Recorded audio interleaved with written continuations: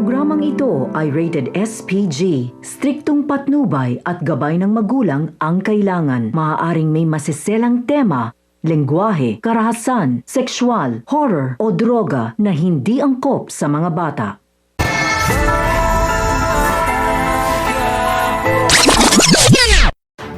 Ang mga dapat nating abangan sa FPJ's Batang Quiapo. Nagtungo na mismo si Ramon sa Quiapo upang alamin niya mismo ang pagkatao ni Tanggol.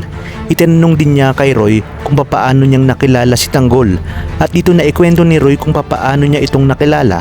Ngunit hindi niya umano naisip na si Tanggol pala ang tumangay ng briefcase ni Ramon nung may nangyaring enkwentro sa hotel. Samantala, dinala naman ni Roy si Ramon sa lugar kung saan niya unang nakita si Tanggol at dito tinanong nga ni Ramon ang may-ari ng karinderya na pinapasukan ni Tanggol kung saan umano pwedeng makita itong si Tanggol. Ngunit hindi naman maituro ng may-ari dahil hindi naman alam ng may-ari kung saan ito nakatira at hindi pa nga ulit bumabalik doon si Tanggol. Sinabi ni Ramon kay Severino kung kailan malapit na umano niyang matagpo ng kanyang tunay na anak ay saka naman lumiliit ang pagkakataon na makita niya ito.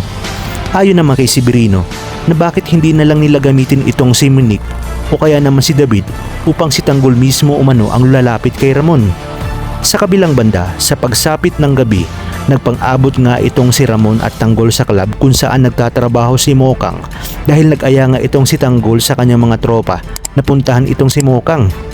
Nagtawanan naman ang mga kaibigan ni Tanggol dahil nagbitaw na umano si Tanggol ng salita na susukuan niya na itong si Mokang, ngunit hindi nga matiis ni Tanggol na hindi makita ang dalaga.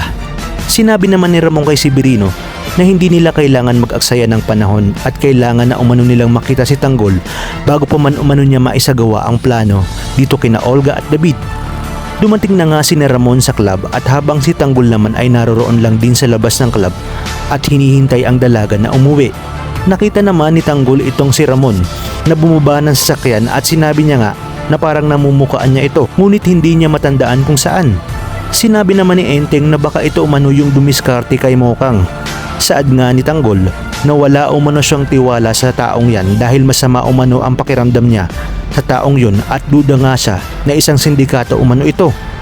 At kailangan niyang balaan itong si Mokang patungkol kay Ramon. Ngunit dito na nga mangyayari na parang titigil ang mundo ni na Ramon at Tanggol dahil magkakatitigan sila sa mata at dito muling mararamdaman ni Ramon ang lukso ng dugo kay Tanggol na hindi nga maikakaila na siyang tunay na anak niya. Sa inyong palagay, ito na nga kaya ang simula ng pagbabago ng kapalaran ni Tanggol dahil sa mga revelasyong kanyang malalaman tungkol sa kanyang tunay na pagkatao. Kaya naman kapamilya, kapit lang dahil marami pa tayong dapat abangan dito lang sa bagong tinututukan ng sambayanan, ang FPJ's Batang Quiapo.